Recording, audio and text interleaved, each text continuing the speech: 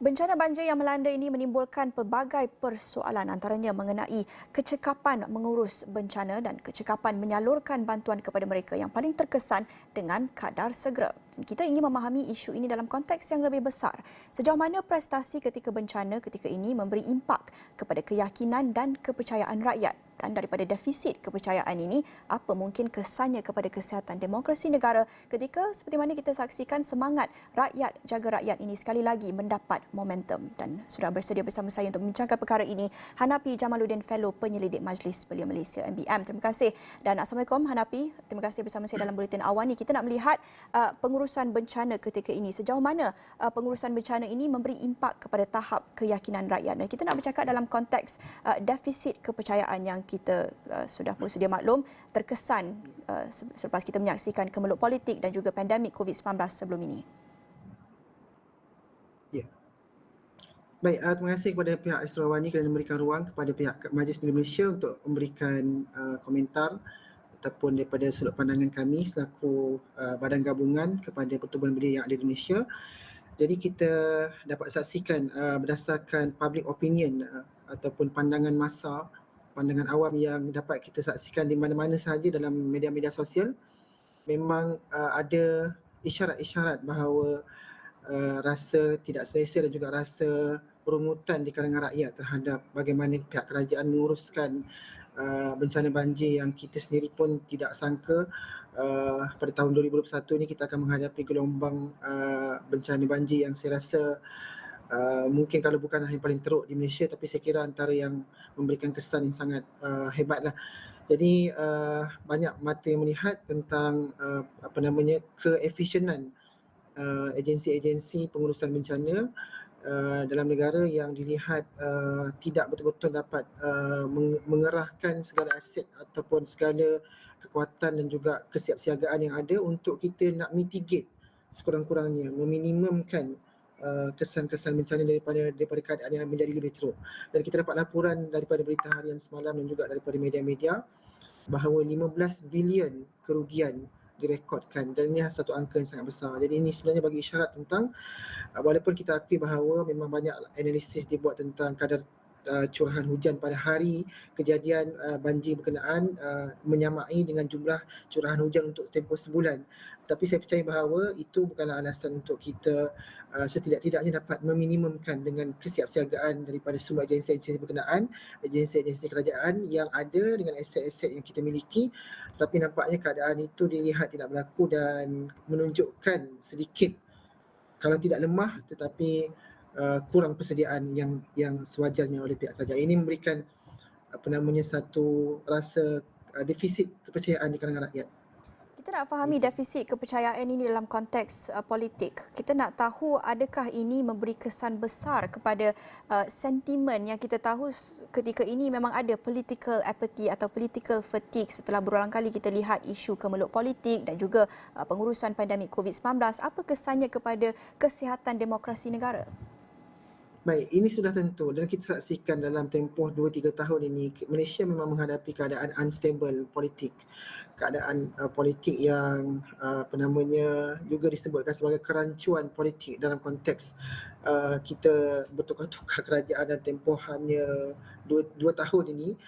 Dan ini memberikan mesej kepada rakyat bahawa mereka ada sedikit rasa mungkin muak dan juga mual dengan keadaan politik semasa. Apabila kerajaan yang ada sebelum-sebelum ini pun dilihat gagal ataupun kalau tidak pun gagal, mereka dilihat tidak kompeten dalam menguruskan krisis dan juga menguruskan keadaan kesejahteraan awam. Sebagai contoh sebelum ni kan ada kempen kerajaan gagal, kemudian kempen bendera putih. Itu ketika Malaysia menghadapi gelombang COVID yang sangat teruk dan itu pun disebabkan oleh keadaan politik yang tidak stabil apabila berlaku PRN Sabah. Dan ini pula ditambah lagi dan kita dapat saksikan malam-malam sebelum kejadian itu banyak parti-parti politik ini mereka meneruskan acara-acara keramaian sedangkan mereka adalah parti yang membentuk kerajaan dan ini memberikan lebih mesej yang kalau saya boleh katakan bahawa mesej penolakan lah dan ini memberikan kesan sebenarnya nanti kepada kesihatan demokrasi dan kita lihat PRN Melaka pun 65% saja yang turun mengundi jadi menunjukkan itu satu isyarat-isyarat bahawa keadaan rakyat yang memang rasa mereka tak perlu sangatlah nak kena bergantung kepada kerajaan, dan itu menyebabkan mereka lebih banyak menggerakkan agenda-agenda kita jaga kita ataupun rakyat jaga rakyat sendiri daripada Ya. bergantung kepada isteri kerajaan, dan termasuklah do not donate here. Itu Ya. antaranya yang boleh kita baca. Bercakap tentang gerakan atau momentum kita jaga kita, rakyat jaga rakyat ini yang kita lihat sekali lagi mendapat momentum, tetapi pada masa yang sama tidak boleh dinafikan bantuan itu ada dan bantuan pun disampaikan. Tetapi kalau kita nak bandingkan antara kedua-dua proses ini, kita melihat kalau dalam momentum atau dalam kempen kita jaga kita ini tiada kerenah birokrasi, lebih mudah, lebih direct, terus disampaikan sahaja. Tetapi kalau kita nak lihat bantuan yang secara rasmi ini ada birokrasinya kerana ada keperluannya juga untuk mungkin menjaga keselamatan dan juga untuk dari sudut kawalan kuantiti dan pengoperasian dan sebagainya. Bagaimana kita nak fahami dua pendekatan berbeza ini dan penerimaannya oleh rakyat sekarang? Baik, memang tentang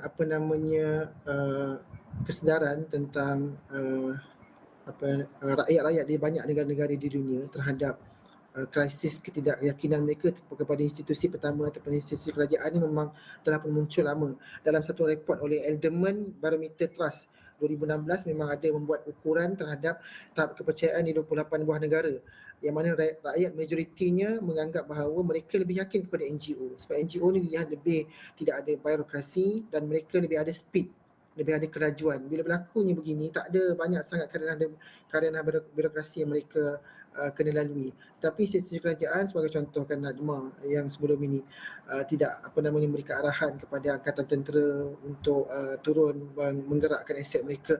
Jadi ini menyebabkan kesan bencana tu lebih teruk lagi. Dan saya percaya bahawa kewujudan banyaknya NGO, dan kita dapat saksikan NGO ni tumbuh begitu subur sekali, dan mereka ni memang secara the governance mereka memang ada independen untuk mereka nak terus berkarya dan juga terus menggerakkan apa-apa sahaja inisiatif-inisiatif massa, memobilisasi sumbangan dan bantuan untuk memastikan bantuan ini sampai kepada kelompok sasar. Walaupun memang ada juga prosedur menetapkan untuk kita kumpulkan di PPS, tetapi banyak yang report kami dengar, kami pun baru turun sepanjang seminggu ni, MBM turun dan banyak lagi NGO yang bersama dengan kami turun di lapangan tak berhenti.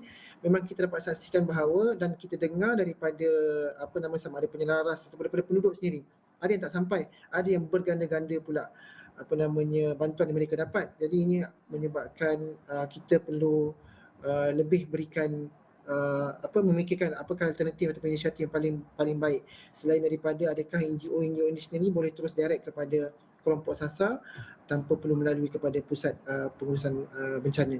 Jadi bergerak ke hadapan, adakah Hanapi melihat perlu ada kerjasama yang lebih kukuh antara kerajaan dan NGO serta sukarelawan yang berada di lapangan, ataupun adakah Hanapi melihat kewujudan lebih banyak NGO dan sukarelawan ini sebenarnya melambangkan ada kelompangan, ada kekosongan dalam khidmat kepada masyarakat ketika ini?